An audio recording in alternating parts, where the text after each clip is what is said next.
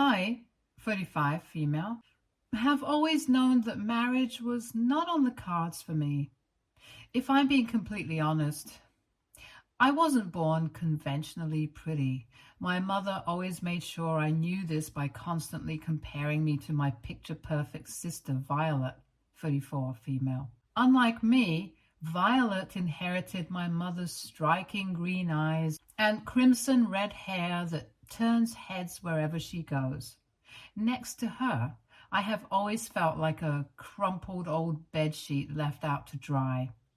Adding to that, I was born with a large scar on my face, which was a birthmark, and there was nothing I could do about it. I knew my mother always felt embarrassed introducing me to people, so she must have been relieved after my sister was born. Whenever Violet asked my mother about why I had a scar and she didn't, my mother would tell her that perhaps it was my punishment for the deeds of my past life.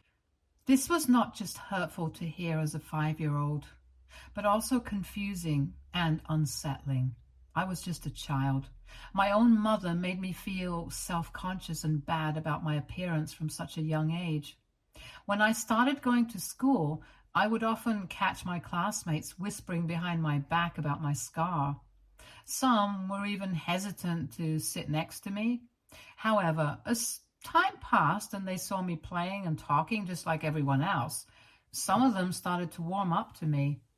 It was during this time that I met my childhood friends, Jessie and Brenda.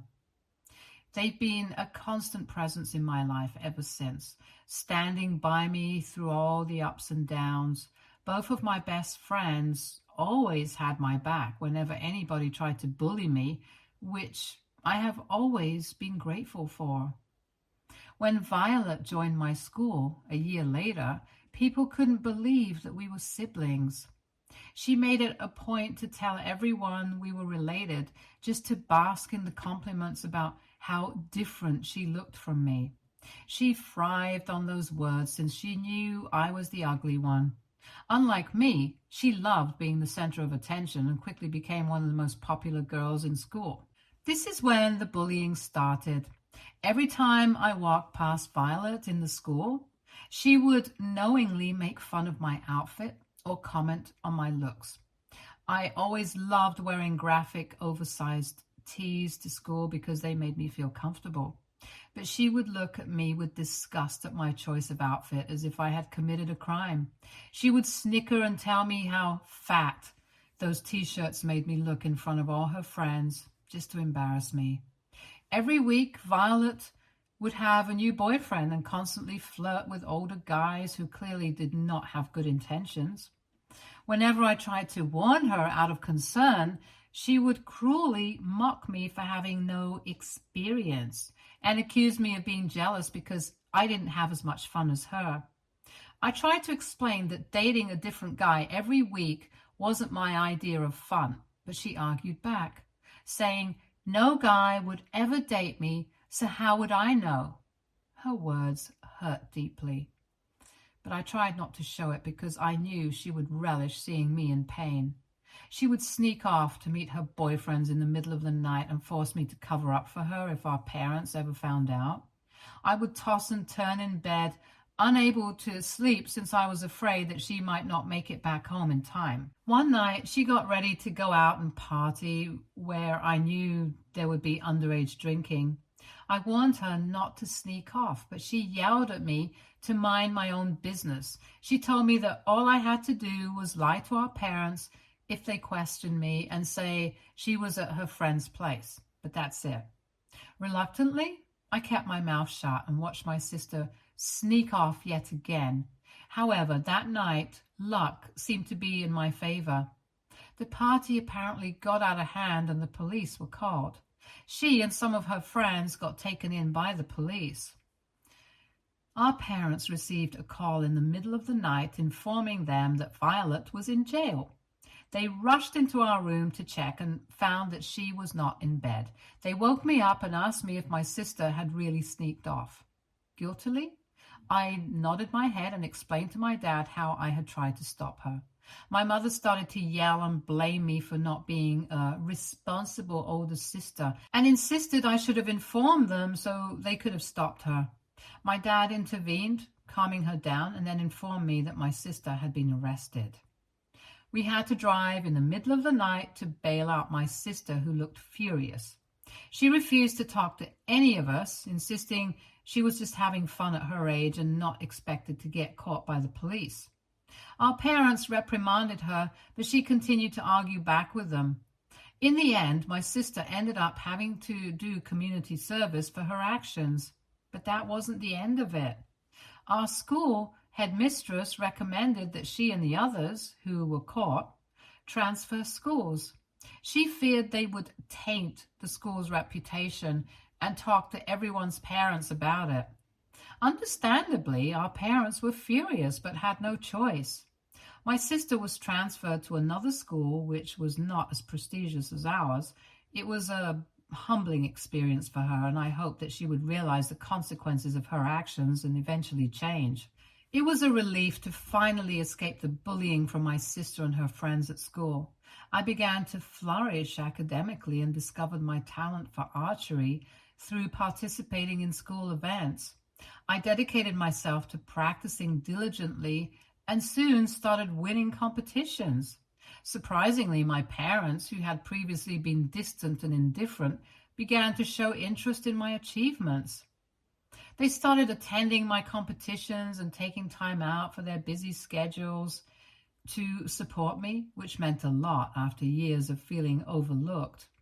Clearly, Violet didn't like this. Unlike me, Violet's grades suffered as she struggled to adjust to her new school.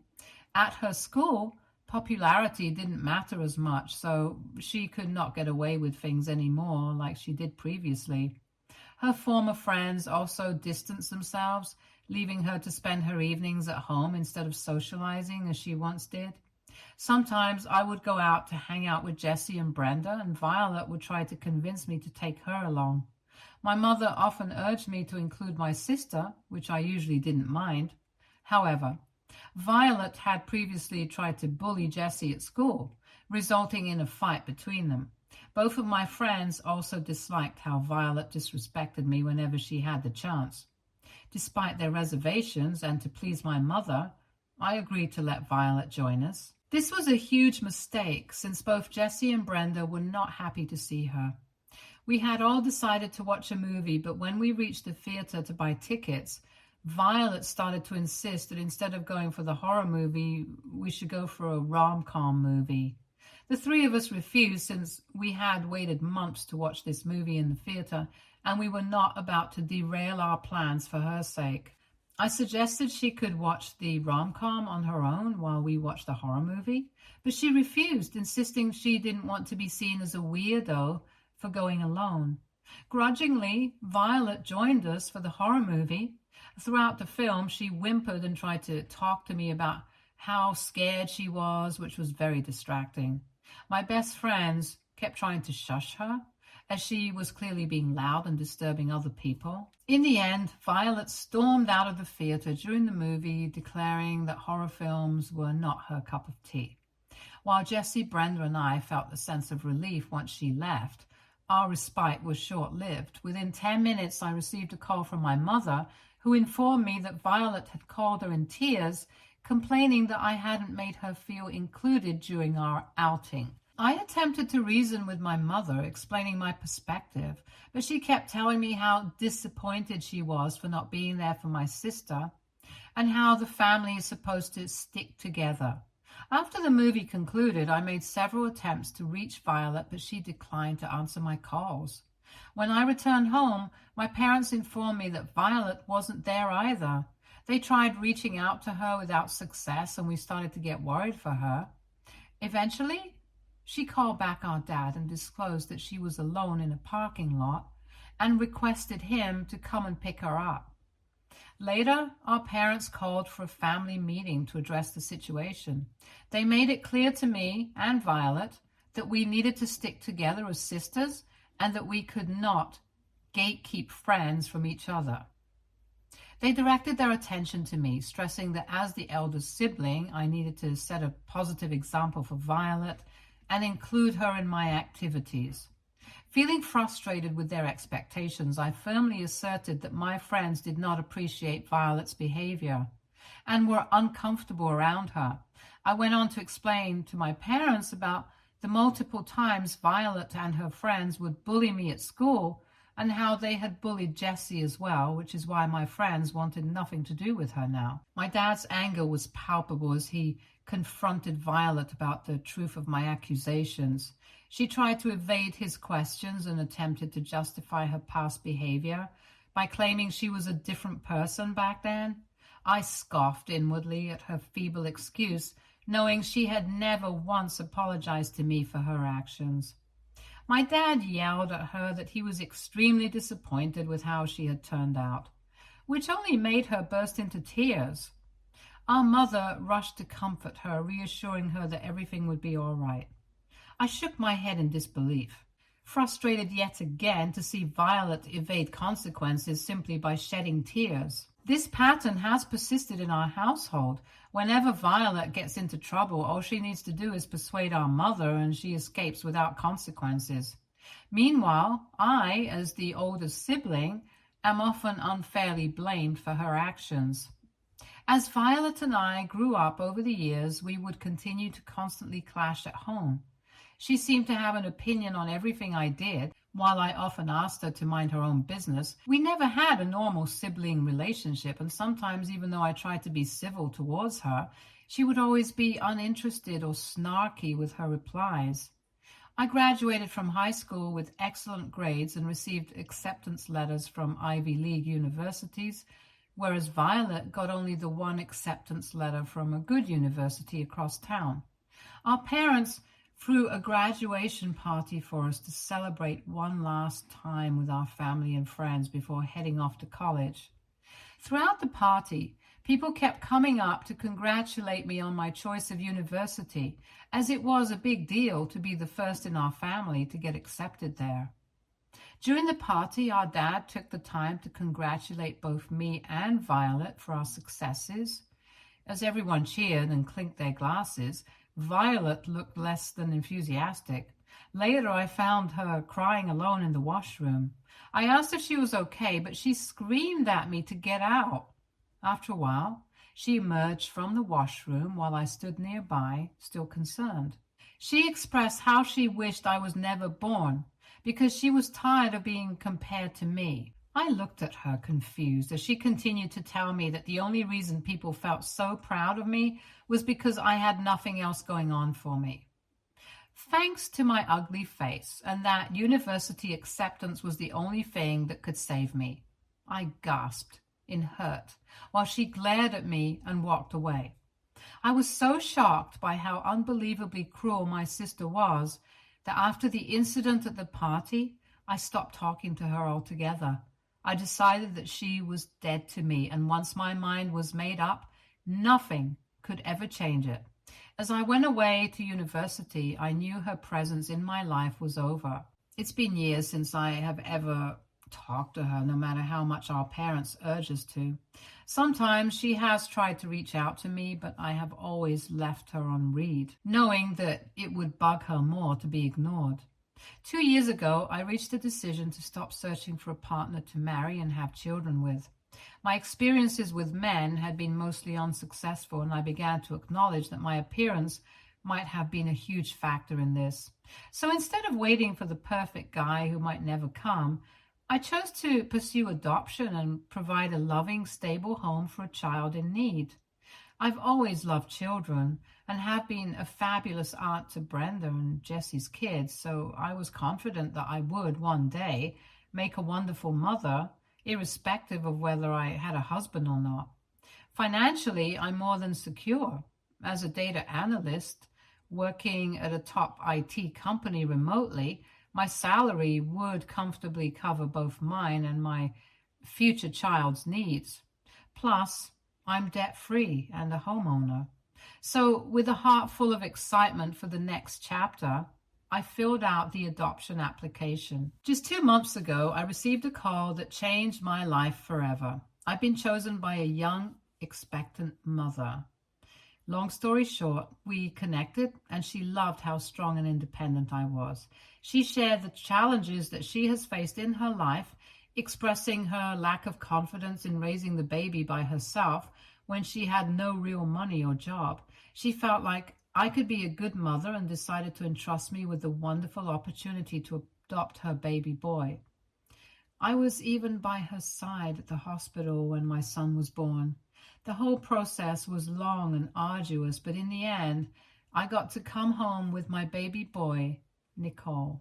No matter how many parenting books I had read, I was still not prepared for how difficult, but at the same time incredible it was to raise a baby all on my own. It takes so much of your energy and time, and by the end of week 1, I was exhausted. However, every time I looked at my son's face, all I felt was overwhelming love and joy. If you're wondering why I did not ask my parents to help me out, it's because I never told them. I knew the moment I would bring up adoption in front of them, they would freak out. My dad might even come around the idea, but I knew for a fact that my mom would be vehemently against it. Hence, when I decided to sign up for adoption, I did not talk to them about it. Plus, I genuinely didn't think I would be able to adopt Nicole because until the very last moment, I kept thinking that maybe his mother would change her mind. However, she never did, due to her circumstances, and I finally got to come home with Nicole, which was unbelievable. I badly wanted to introduce my son to my parents, but I was just waiting for the right time. Now, not a lot of people in my life knew that I had adopted a son except some of my close friends. However, I guess my sister found out somehow because out of the blue, she gave me a call recently. I knew something was up when she kept giving me missed calls even though I kept ignoring her calls. Then, not even 10 minutes later, my mother started to call me. And this is when I thought maybe there was a family emergency and something had happened to my father, which is perhaps why Violet had called me earlier. Little did I know what was waiting for me. As soon as I picked up the call, my mother started to yell at me as if I had lost my mind. Confused, I asked her what was wrong, to which she asked me directly if I had really adopted a child. I closed my eyes in frustration as I realized that this was not how I wanted her to find out the news. I'd envisioned this moment differently, a chance to share my joy with them and not a confrontation on a phone call. My silence indicated my confirmation and my mother sighed angrily. She then started to yell at me about what I was doing with my life and how disappointed she was that I had chosen this path. I gently asked her to calm down because I did not want to have a fight with her, but she seemed furious. I assured her that I would explain everything to her in time and disconnected the call before she could speak more harsh words. I needed some time to gather my thoughts, which is when I realized that this was clearly all Violet's doing. She had somehow found out about this news and told our mother, knowing exactly how our mother felt about adoption. I was so mad when I texted my sister to ask if she was really the one who had told our mom about the news.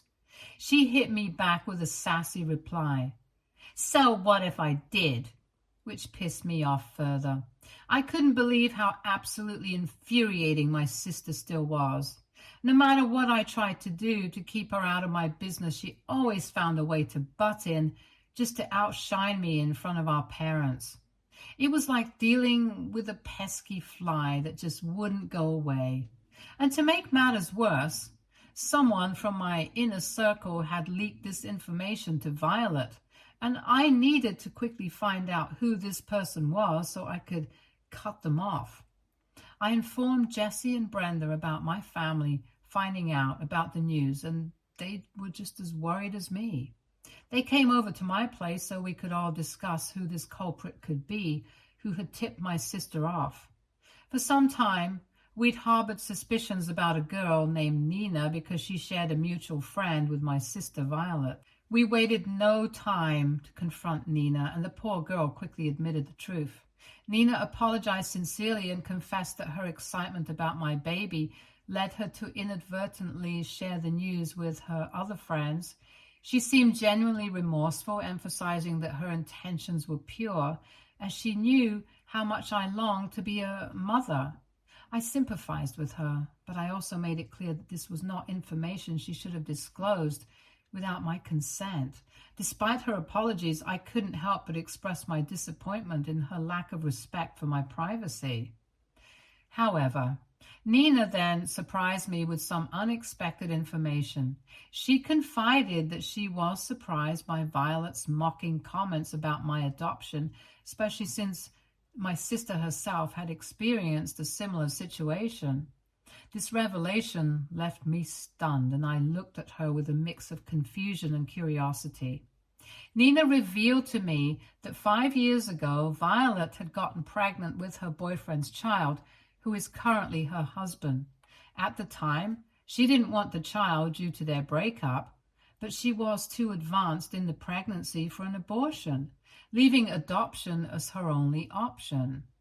Nina went on to tell me how this was a well-kept secret among Violet's friends, although my sister would sometimes bring it up in conversations with strangers just to gain some sympathy. I couldn't hide the shock and disappointment on my face as Nina's words sank in.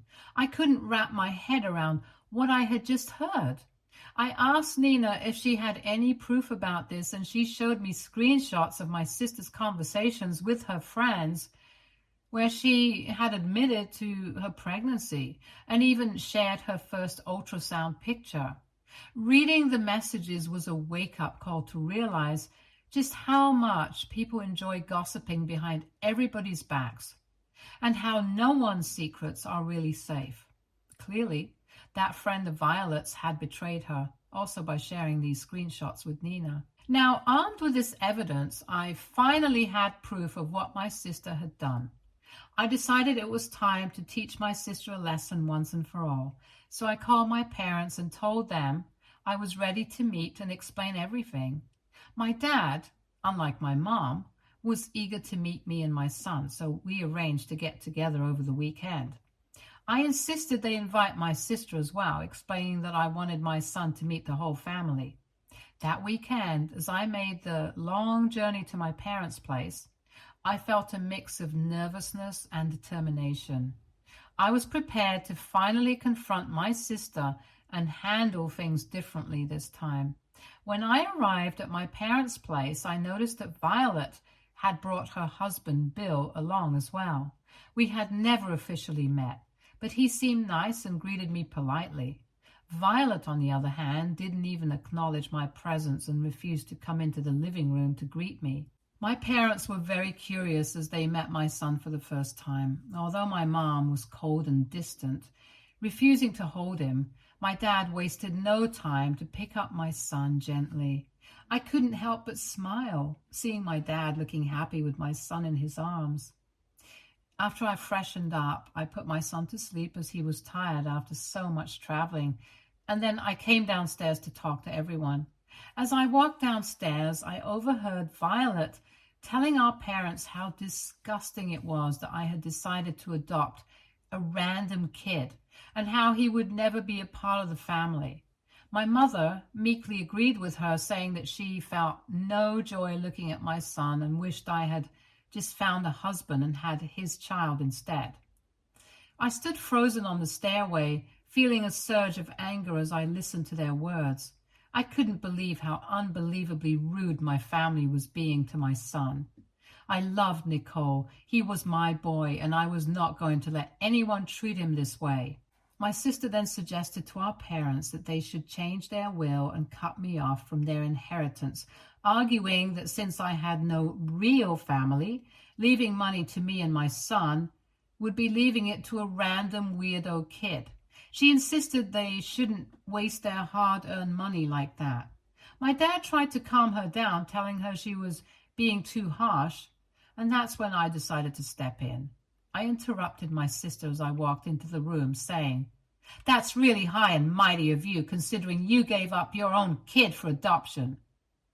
Everyone turned to look at me as my sister slowly registered my words. Her face turned white as a sheet, and my mother demanded, What the hell are you talking about? I smirked as I looked at my sister, knowing I had the perfect opportunity to expose her. Pulling out the screenshots and her ultrasound picture, I informed my parents and Bill that Violet had secretly been pregnant 5 years ago and had given up the child for adoption. My mother's hands shook as she read through the screenshots while Violet's husband looked between us in utter confusion. I continued, addressing everyone in the room. Violet had the audacity to hide her pregnancy from her then boyfriend, now husband. Yet here she is judging me for adopting a child who would have otherwise grown up in an orphanage. How heartless can you be, Violet? How can you be so cruel, knowing your own child might be suffering through the system? I'm disgusted looking at you. Bill's eyes widened in shock as he went through the screenshots, and then he turned to Violet with fury in his gaze. My dad tried to remain calm as he asked her if what I had said was true, if she had really given up her own child. Violet began to stammer and shake her head, but Bill, now loud and angry, demanded the truth. Violet's response then was to resort to the oldest tactic in her book, crying. However, this time I was prepared. I told her that her strategy might not work this time around, since my evidence was proof enough of her deeds, and every single one of her friends could confirm the same. This is when Violet finally gives up and confesses to everything. She admitted to getting pregnant and hiding it from Bill because she didn't know if they would ever get back together. After she gave birth to her son, she decided not to tell Bill in case he would force her to become a mother, and she felt she was just too young to waste away her life as a parent. Bill's face turned red with anger. "How could you lie to me about something so important?" he demanded, his voice clearly trembling with rage. My dad's expression was a mix of shock and disappointment. He asked Violet how she could keep such a huge secret from them for all this time. My mother, who usually loved taking my sister's side, just sat in complete shock. "All this time you let us judge and criticize your sister for adopting while you had this secret?" she asked, her voice rising with each word. Violet stood there, tears streaming down her face, but this time no one was moved by her crying. I couldn't help but feel a sense of satisfaction with what I had done. She looked at me accusingly as if I was the one who had committed a crime, and I knew she wanted to cuss me out. My sister and Bill then left, with him looking furious and insisting on having a private chat with her. Meanwhile, my parents stood still, reeling from the shock. A few hours later, my sister sent me a long message saying that I had betrayed her and that she never expected me to do this to her. She went on about how she was right to hate me all these years and how she wished I was never born. She also wrote that no matter how much I try, I will never be a true mother to my son, and that she will never let him be a part of our family. This makes me wonder, was I an a-hole for telling my sister's secret to my parents? Should I have confronted her privately instead? Update 1. My parents have just informed me that my sister called them crying because Bill has left her. He's also threatening to take her to court, suing her for knowingly giving up his child without informing him. My sister is terrified and blames me for the entire situation. While my dad is furious with my sister and has asked her to deal with this on her own since she gave up her baby without consulting anyone, my mother feels I should talk to Bill and ask him not to pursue this, claiming that I have poisoned his mind. My dad also somewhat agrees that I shouldn't have revealed this information in front of him, but it's not like I intended to. He was in the room, and I was furious after overhearing what my sister said about my son. I told my parents that I am sick and tired of them not seeing how much my sister hates me and how differently my own mother treats me just because I am not pretty like them. I firmly stated that Nicole is my son, whether they accept it or not, and if they want to cut me off of their inheritance, that's fine, because no amount of money would ever make me abandon my own. I reminded them that Violet gave up her own child, yet I am being judged for having saved a kid from ending up in the system. By the end of my speech, my parents looked a bit ashamed. I've decided that I've had enough with my family. I am a mother now, and I need to protect my son. So I have changed my plans and will be traveling back home tomorrow. I don't want to spend any more time at my parents' place and overhear them talking harshly about my son again.